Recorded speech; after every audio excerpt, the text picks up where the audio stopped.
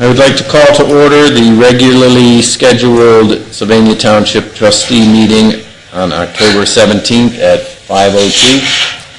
Call the roll. Mr. Randall? Here. Mr. Mahoney? Here. Mr. Denneline? Here. Mr. Simcoe here. Please stand for the Pledge of Allegiance. I pledge allegiance to the flag of the United States of America and to the republic for which it stands, one nation, under God, indivisible, with liberty and justice for all.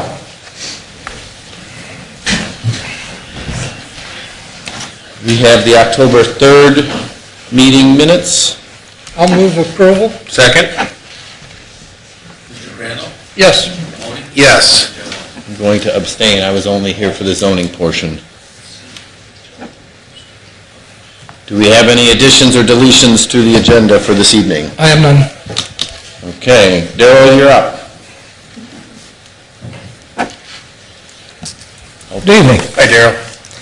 The monthly report for September for the zoning department.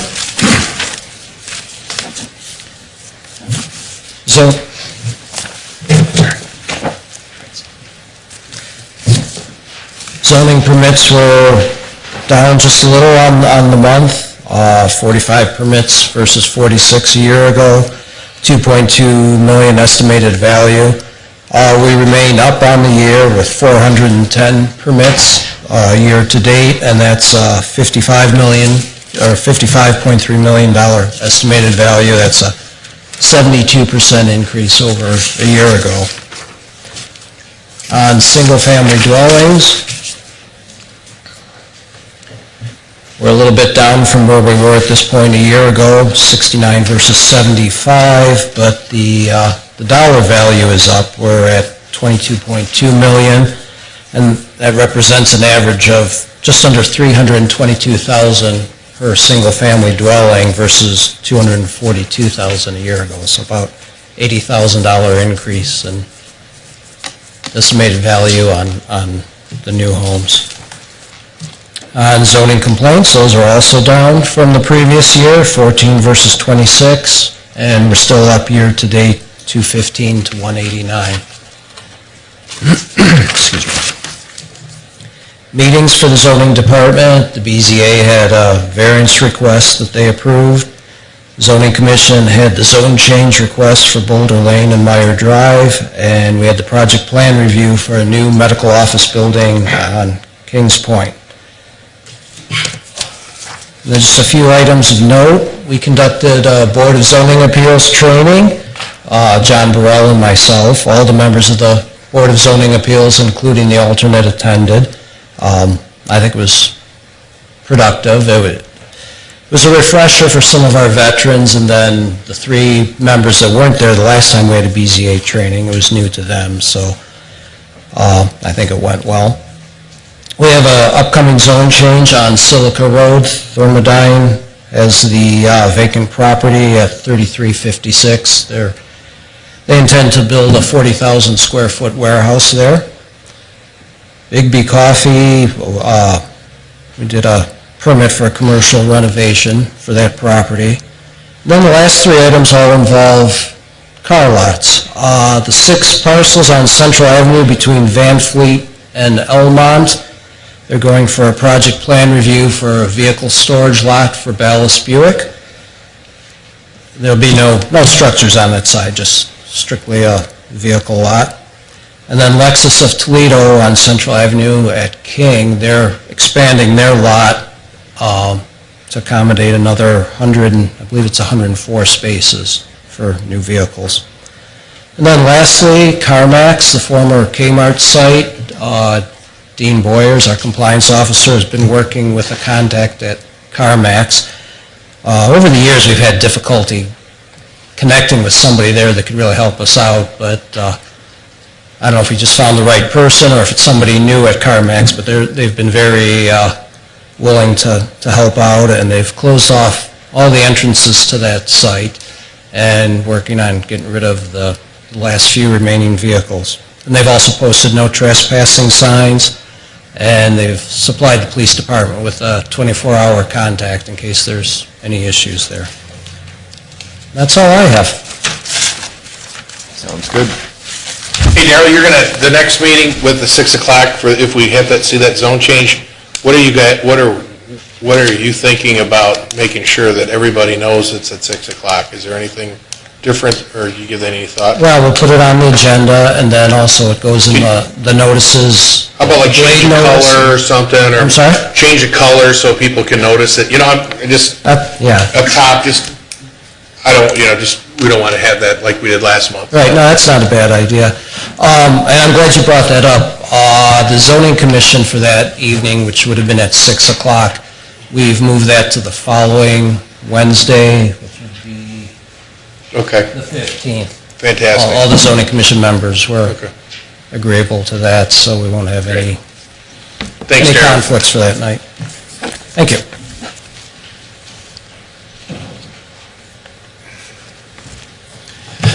Good evening. Hi, Rob. Hi. I have a monthly report for September, and I have one additional item on the agenda as well. For the month of September, we continued our annual maintenance tasks such as street sweeping and height site trimming and mowing. Some additional tasks, we had a storm September 4th, if you remember, some storm damage. So our semi-annual brush pickup was about 4 days after the storm, so it hit at a perfect time. We were prepared for it, but as you can see from the cubic yardage compared to 2016's, it was a significant increase in our workload. But the task was completed in a timely manner. We also completed the annual household pickup. Went very well. It was a little heavier than the previous year by about 30 tons. And that's how we pay it, is by the ton. So I did some additional pavement work and markings. We had some complaints out on Meyer Drives that the pavement markings did not coincide with the street signage, so we went out there and upgraded the pavement markings, the arrows, and the turn lane channel lines. We conducted a quarterly safety meeting. We did some annual crane inspections for all of our lifting devices in the service department and the road department buildings. I have one item on there, I thought it was an interesting item I put on there. We had a sinkhole, a resident calling about a sinkhole in their front yard, and typically I know right away by the nature of the call in the neighborhood what kind of sinkhole I'm going to look at. So I'd never seen this or heard of, never had any issues with this particular area, which is Barrington Circle and Farmbrook. So we get out there and take a look, and I don't know if you can shrink that down any, Scott, but this is a picture from the camera, from the underground sewer camera. That's a water line that's cross-bored through a 36-inch concrete storm line. What's significant about that is obviously we typically, before we had the technology, we dig that up and we spend the manpower digging that up, find it, and then considering we're already there, we'd have to wait for whoever's utility to come fix it. In this case, this is a 32-year-old crossbore. So it took 32 years for that sinkhole to develop from that crossbore through that line, and we were able to send that to the city of Toledo, which is their water line tap, and it cost us nothing except the time to take that picture. So I thought it was unique, and I wanted to share that with you. One other significant item, we had an individual employee, Jim Snyder, resigned September 29th. Under normal conditions, he found better employment and moved on. We are currently advertising for his position now. In the service department, we were preparing our leaf equipment, leaf loaders. We prepared the 4 Explorers. Out of the 5, we have 3 of them turned back over to the police department built, and the 2 additional ones are in the service bays being worked on as we speak. Some other miscellaneous repairs as well there, and we had some training as well. We did some Al Hassenfrance attended his annual EVT is Emergency Vehicle Technician Training to maintain his master certification in that task. We had some OSHA training conducted by Bull Crane for our road and service department employees, and we conducted some silica exposure control program training, which is a new standard that OSHA has put out that you must comply with. Some additional project tracking tasks. Most of the projects you see are either complete or in the works of being completed. The second resurfacing project at number 2 there, it was sold and it has started today. Gherkins just started moving their equipment and signage in today, so they have an October 31st deadline for that. It's a late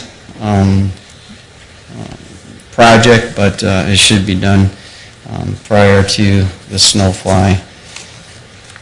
That's all I have for the monthly report. If you have any questions on that. The second item I have is resolution number 17-121, and that's to authorize the administrator to act as the chief executive officer and to prepare and submit application for Ohio Public Works Commission. This is for our 2019 Ohio Public Works project. I'll offer Resolution 17-121, authorizing administrator to act as chief executive officer for 2019 OPWC project. Second. Mr. Randall? Yes. Yes. Yes. Thank you. I would like to add on that project, just as a note, that's a $1.3 million project. That's $550,000 of that money would be coming from the Stormwater Utility District as well. And so it's a significant project for us and should be well received with where the stormwater utility is going, which is Bancroft Woods. If you're familiar with Bancroft and McCord area between Wilford and McCord there. Very good. Sounds good. Thanks, Rob. Appreciate your work.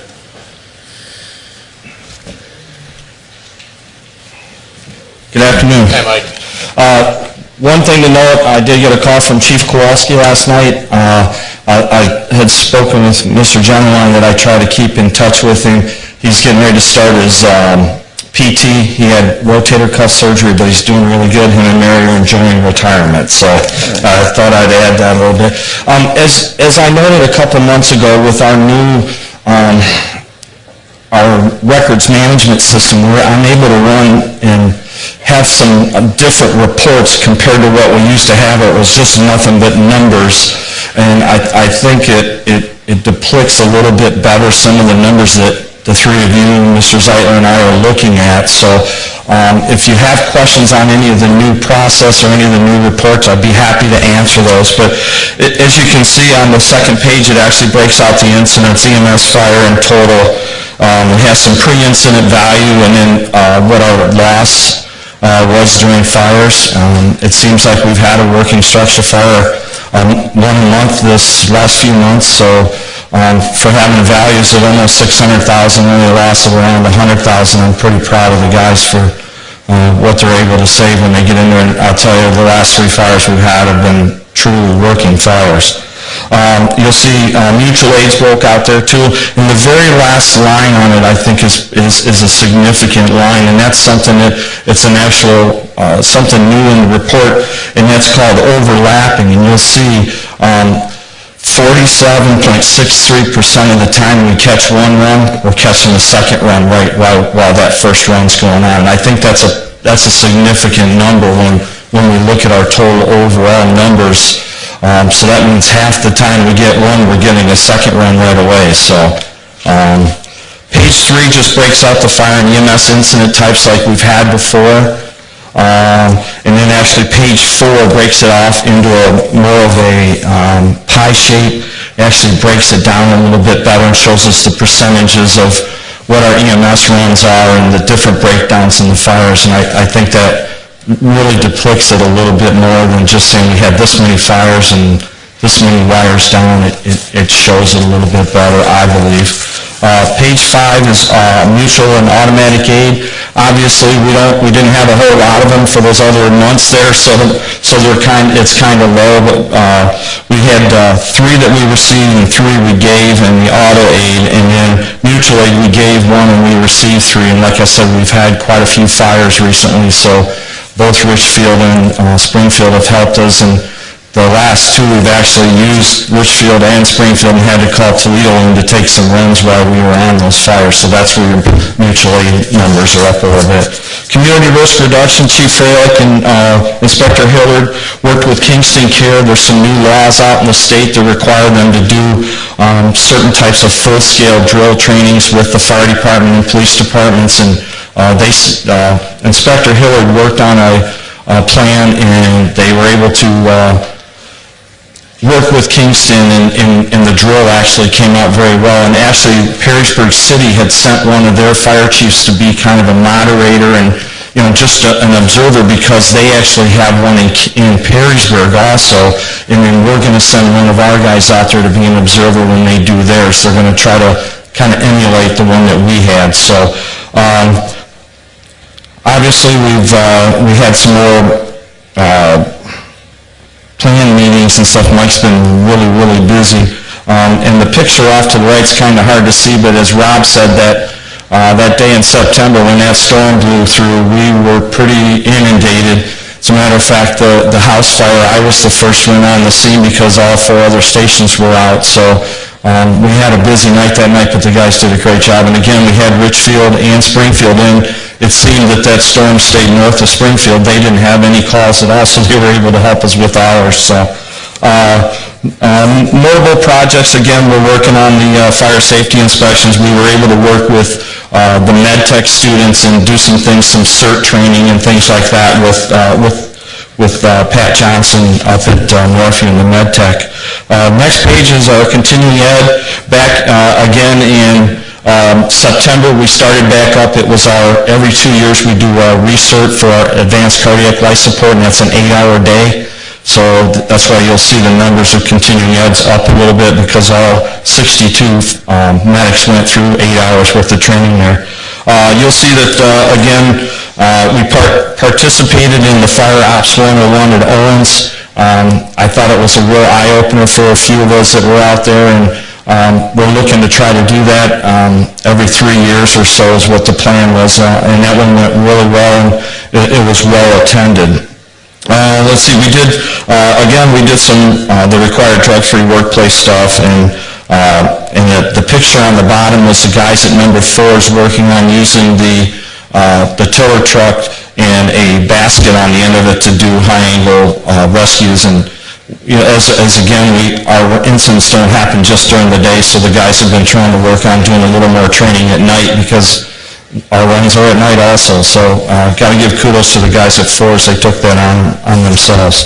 The next page is the overtime, and again, this one I wanted to change this one up a little bit, so this really depicts what the overtime was used for, and then at the bottom actually brings down what we got funded or got paid to actually do. So I think that breaks it down a little bit better than just saying we had 300 and some hours of overtime. That kind of breaks it down for you guys a little bit better, I believe. We're back at CE September and October. Go back to September was the 8, October goes to the 4, and then we're off November and December for that one. Next page was, we were very fortunate and honored to be part of the bell ceremony to the Memorial Park at the 911 Memorial. We were actually able to be there both days. We watched the bell get made, and I was honored enough to be the first one to ring it the second day when they hung the bell. So those are just a couple of thank yous from Jeff and I forget what her name is, over at Toledo Memorial Park. They were great to work with, but it's a super place, and you hate to say everyone should go out there because I know it's the cemetery, but boy, you get out in that back corner of that cemetery, it's absolutely beautiful, and that 911 memorial is very well done. So, and then second to last page is the fire ops, the picture of all the people that participated in the fire ops. We were even able to get Miss Janet to climb the ladder.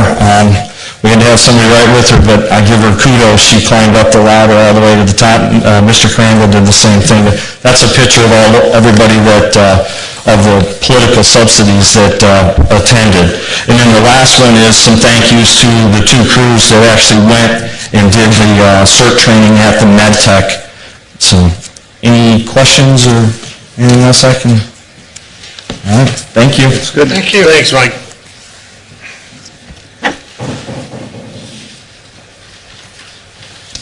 Good afternoon. Evening. You have before you the monthly report, and on page 2, you'll see the calls into our dispatch center.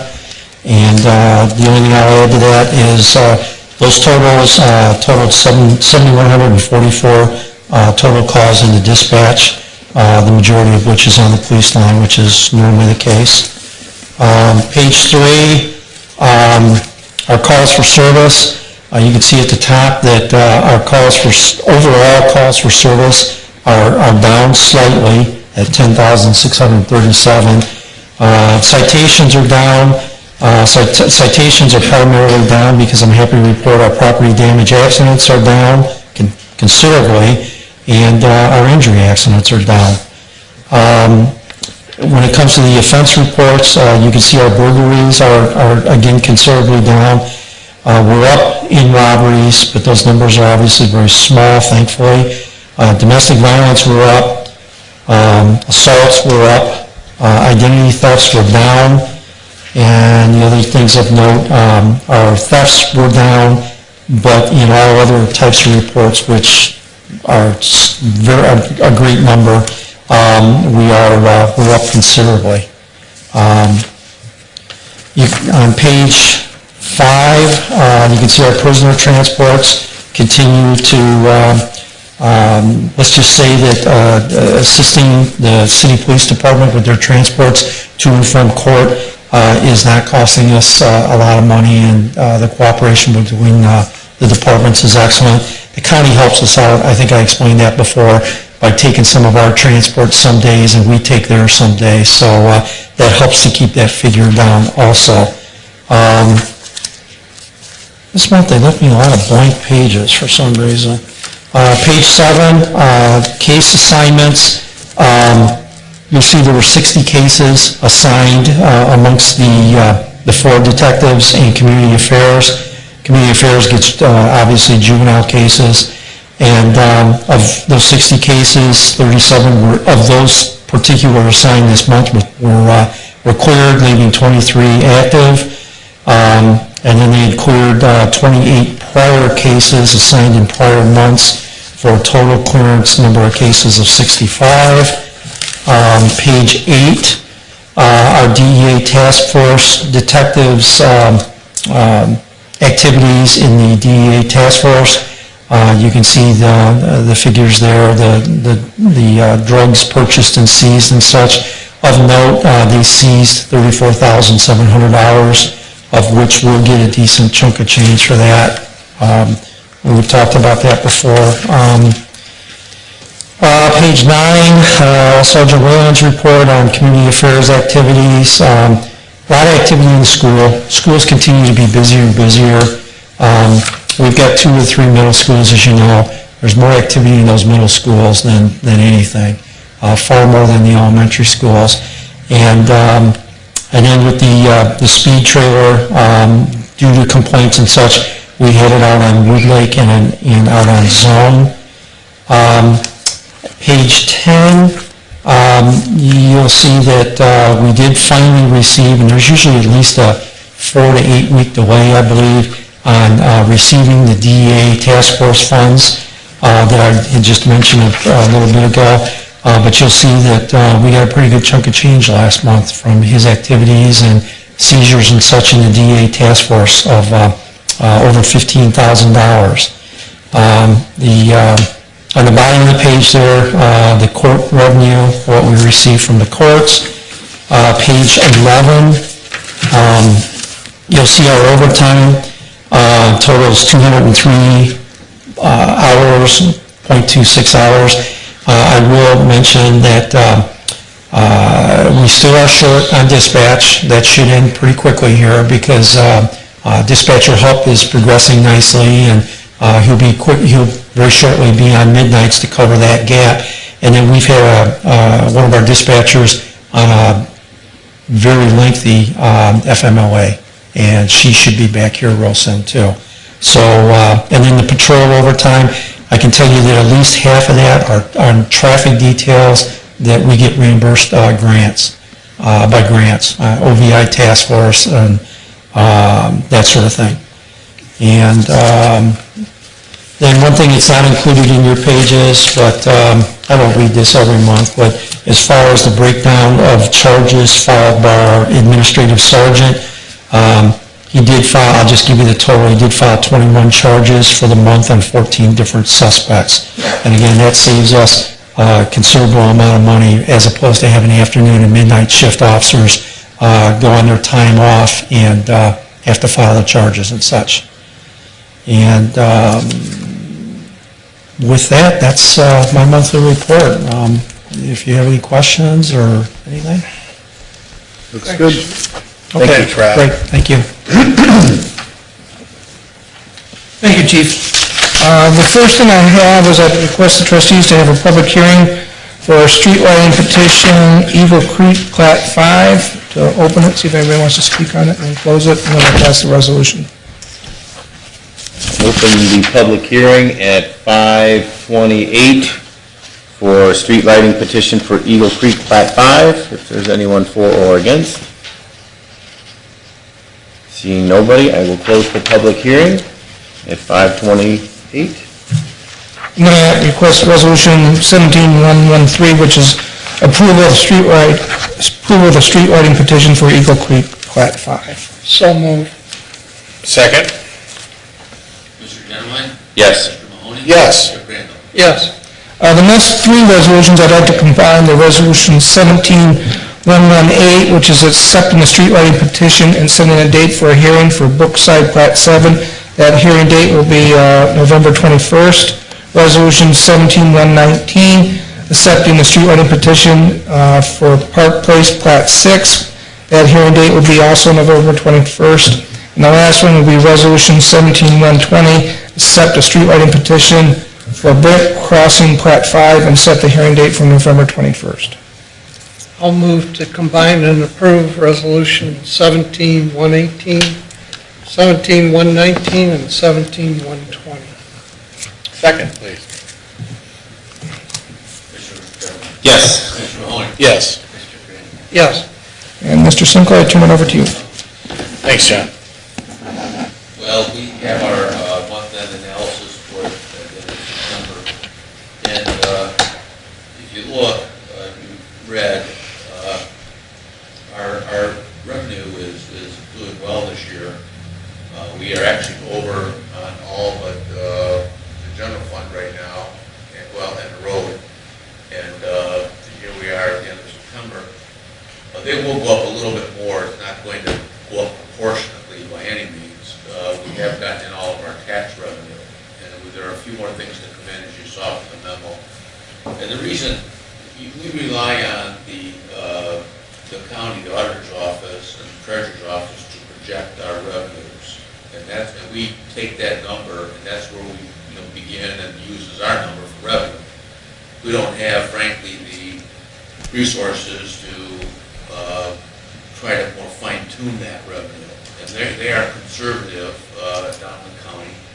Last thing you want to do is for them or for us to be estimating our revenue is, be very optimistic, and all of a sudden you're surprised as the year goes on, when you don't have enough money. So this is a little bit unusual, though, that the revenues come in a little bit better than even what the county projected, and of course, then using their number, our revenue looks better. But it's not a bad problem to have.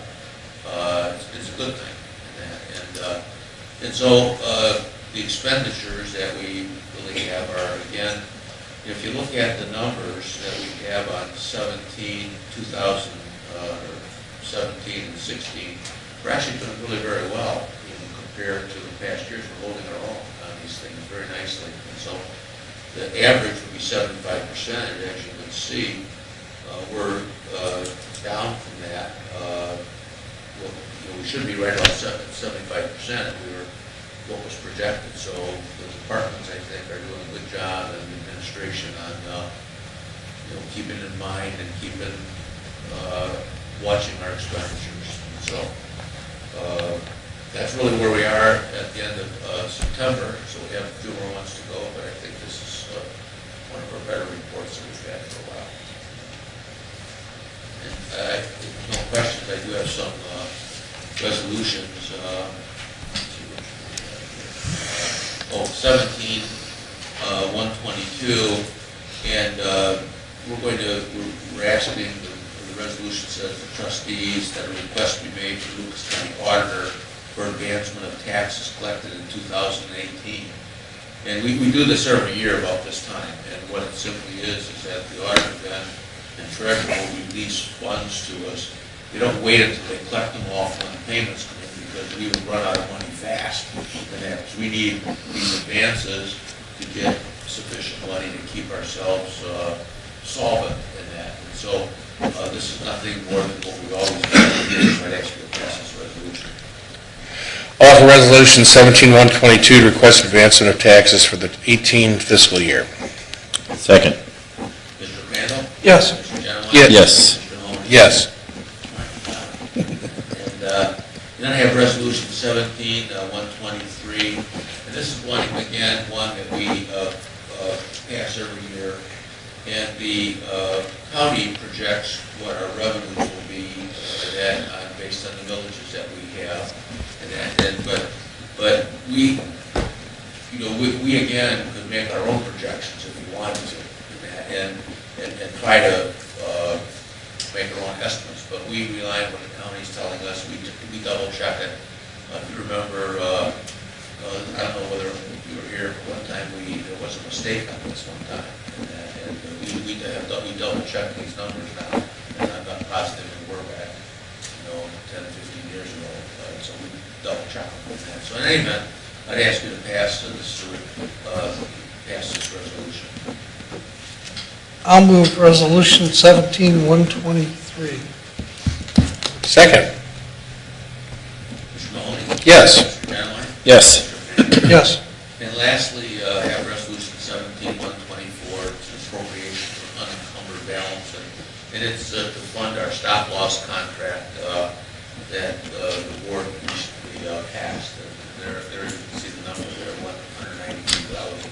$193,500. This is for our health insurance. Yeah. I'll offer Resolution 17-124, appropriation from unencumbered balance. Second. Mr. Randall? Yes. Mr. Genoway? Yes. Mr. Mahoney? Yes. That's all I have. Thank you. Keep everybody on their toes. You're sharp, you're sharp. Nobody signed in for open discussion.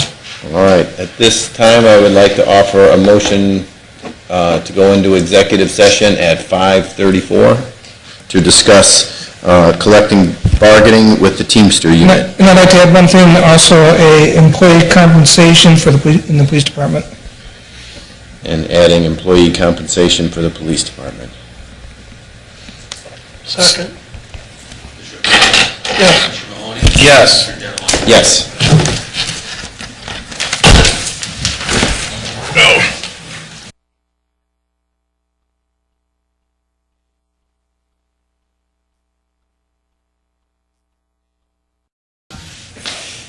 So tell me about Chicago. What parts of Chicago are you from? Well, I come from the suburbs of Chicago. Oh, you did. So to save money, to be efficient, I live in Indiana. Gary, Indiana? I was born and raised in Gary, that is impressive. Michael Jackson? Yes. What's the song from Oklahoma? Gary, Indiana, Gary, Indiana, Gary, Indiana. I think that's a music man. The Music Man. It is. I would like to offer a motion to come out of executive session at 5:44. Second. Oh, Mr. Randall? Yes. Mr. Mahoney? Yes. Mr. Genoway? Yes. Taking no action, I would like to offer a motion to adjourn at 5:45. Second. Mr. Genoway? Yes. Mr. Mahoney? Yes. Mr. Randall? Yes. Oh, you're-